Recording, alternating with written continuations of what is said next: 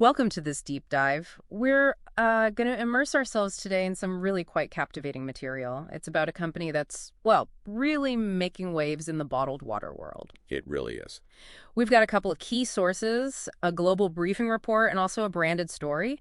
And our mission really is to unpack what makes this brand genuinely unique. So get ready, because this story, it goes way beyond just, hydration. Yeah, it's a fascinating case study. What's really striking, I think, is how a product that seems so simple, like water, can weave together centuries of history with a very modern, very impactful vision. Right. We'll be exploring how one specific place in Sweden is absolutely central to it all, and maybe more importantly, why this water isn't just about quenching your thirst. Okay, so to really get this brand, we probably shouldn't start with the water itself, interestingly enough, Mhm. but maybe the ground it comes from. Our sources point us straight to Brunnbäck. It's described as a small, picturesque community up in Sweden's Dalarna province. So what makes this place, Brunnbäck, so crucial to the whole story?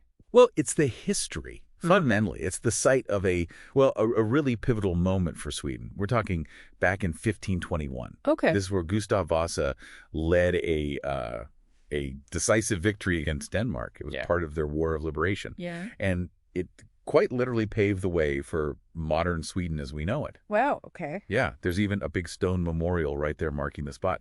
And just last year, May 2023, they had a significant ceremony commemorating 500 years since that battle. So it's deeply embedded in their national identity. Exactly.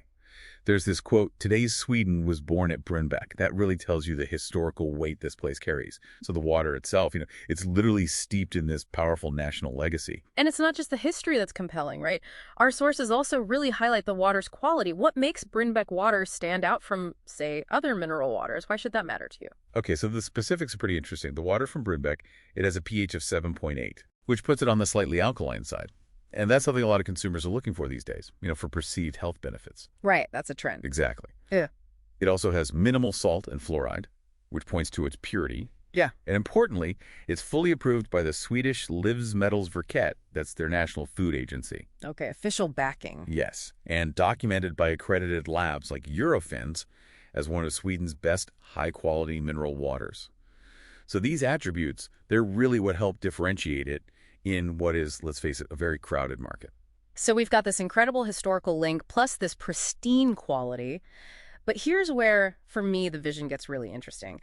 The founder and CEO, Rikard Nilsson, his purpose seems to stretch way beyond just selling premium water. What's the strategy there? Yeah, this is key. His goal is, sure, sell this quality water worldwide, but, and this is the big part, with a really profound, deeply integrated purpose, Which is? to donate at least 1 million liters of water every single year to vulnerable people globally. And it's not just like a footnote in their annual report. No, that commitment is literally shown right there on the bottle. It's front and center. This integration of a social mission right into the core business model, that's a fascinating strategic move, especially in the premium beverage space. Yeah, that really shifts things. It really does. It positions the product not just as, a luxury item, but as a vehicle for actual, tangible social impact.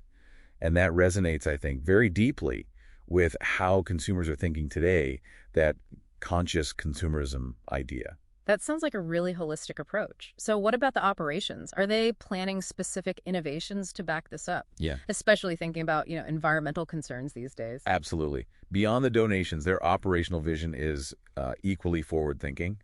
The plan is for the water factory itself to be 100% powered by solar energy and batteries. Really fully off-grid. That's the plan. And apparently Ricard, the founder, has 20 years of experience in that specific area, so it's not just aspirational. Okay, that adds credibility. It does. And then for transportation, the plan is to deliver the water using electric trucks or vehicles. So this isn't just about ticking a box for reducing their carbon footprint. It feels like a deliberate statement about commitment to sustainability, from the source right through to the consumer.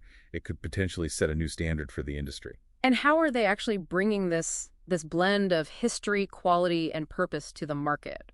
The sources mention some marketing strategies, plans for growth. Yeah, they were founded relatively recently, 2022, and seem to be growing steadily. It's interesting how they're tackling market entry. They've appeared on the DayZN streaming service, collaborated with events like the Muay Thai for Life Gala. Ah, okay. Sports and wellness angle. Exactly. suggests a very deliberate strategy aiming for that demographic. People who connect hydration with peak physical condition, high performance. They've also picked up some recognition like Award Winner Best Water Brand 2025 and a Scandinavian Business Award for 2025. That helps build buzz before launch. For sure. It adds significant credibility as they gear up for a full market launch, which looks like 2027 or maybe 2028.